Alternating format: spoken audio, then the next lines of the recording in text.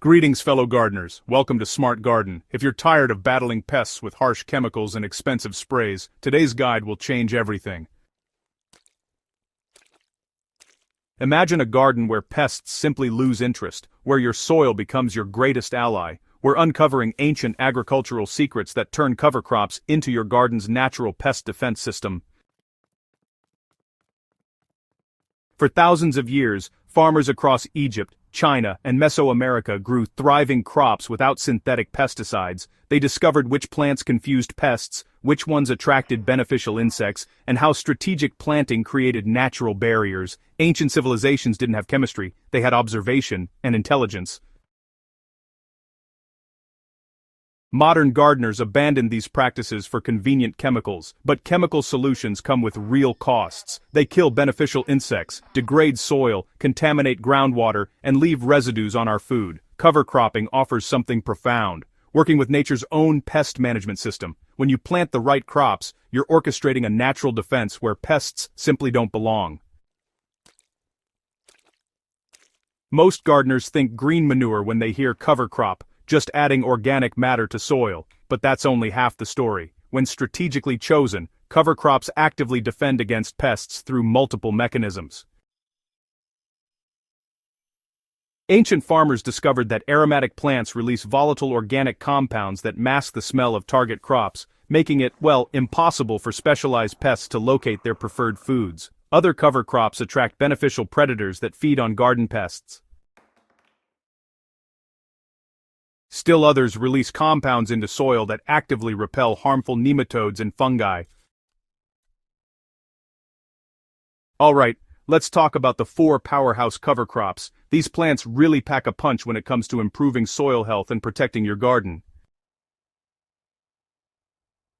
Marigolds, the golden defenders. Marigolds are actually among the most researched pest control plants out there. Aztec farmers cultivated them because they noticed these flowers kept destructive pests away. When you plant marigolds throughout your garden, their roots release theophanes, compounds that are, honestly, super effective against root knot nematodes that can damage your vegetables. And it's not just the roots. Marigold flowers attract hoverflies and parasitic wasps, which are natural predators that feed on aphids, mites, and thrips.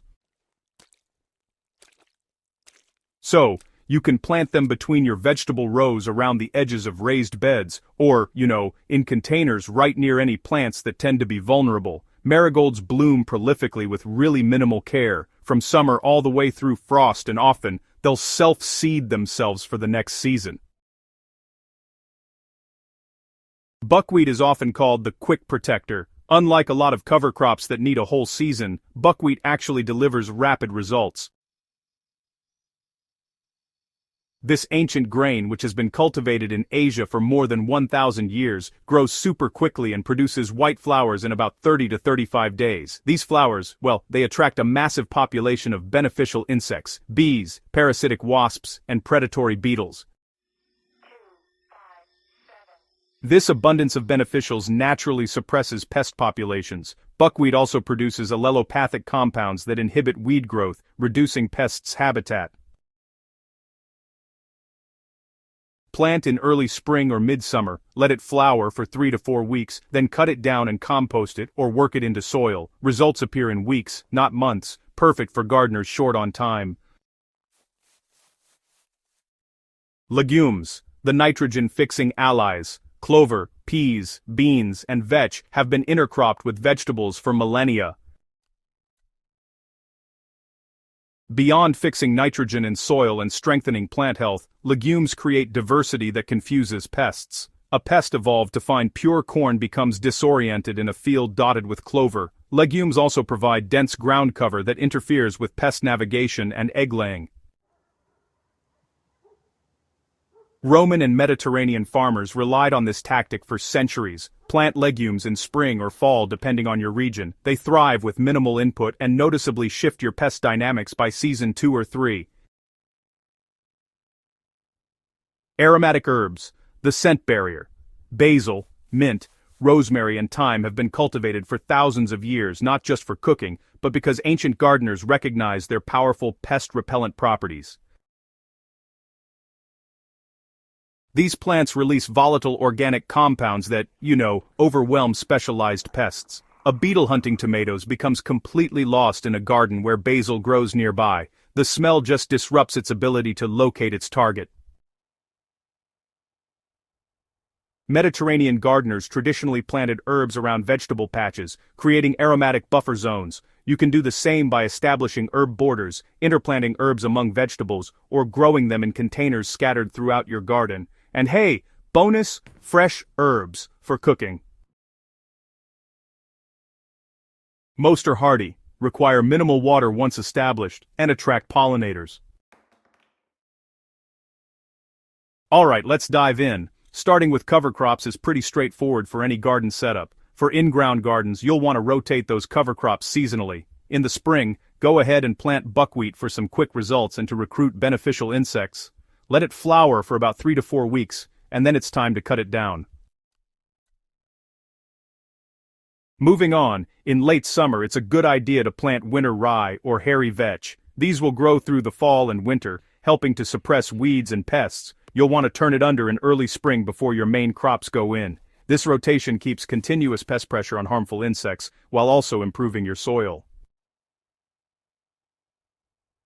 Now, for those of you with raised beds where space is a bit limited, permanent edges of marigolds and aromatic herbs work beautifully. Plant them around the perimeter in spring, and they'll provide season-long protection while also giving you some lovely cut flowers and fresh herbs. If space allows, rotate in buckwheat or clover for short periods. Container gardeners can interplant marigolds with vegetables in larger pots or position herb containers near vulnerable plants. Even small-scale herb placement noticeably reduces pest pressure.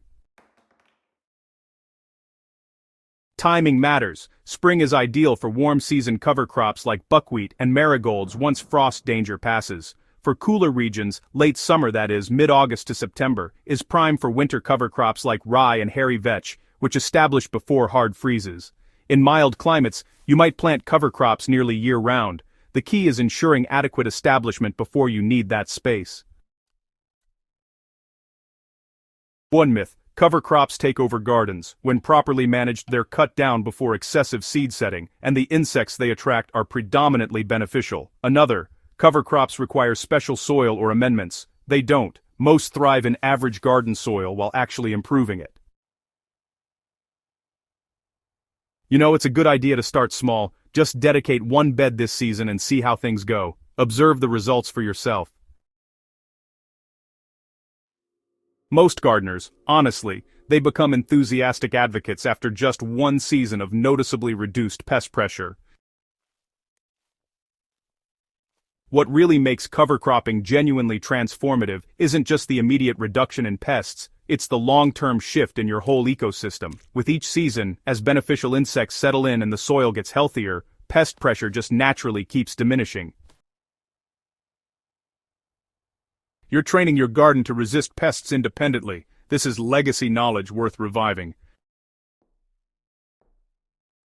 Your ancestors understood this. Armed with ancient wisdom and modern science, you have everything needed to reclaim this knowledge for your own garden. We invite you to experiment with these cover crops, observe what works in your conditions, and join the growing community moving away from chemical dependency toward truly sustainable growing. Share your cover crop success stories in the comments. Which method are you trying first? Subscribe to Smart Garden for more timeless gardening wisdom. Hit that notification bell so you never miss our latest guides to growing smarter, not harder.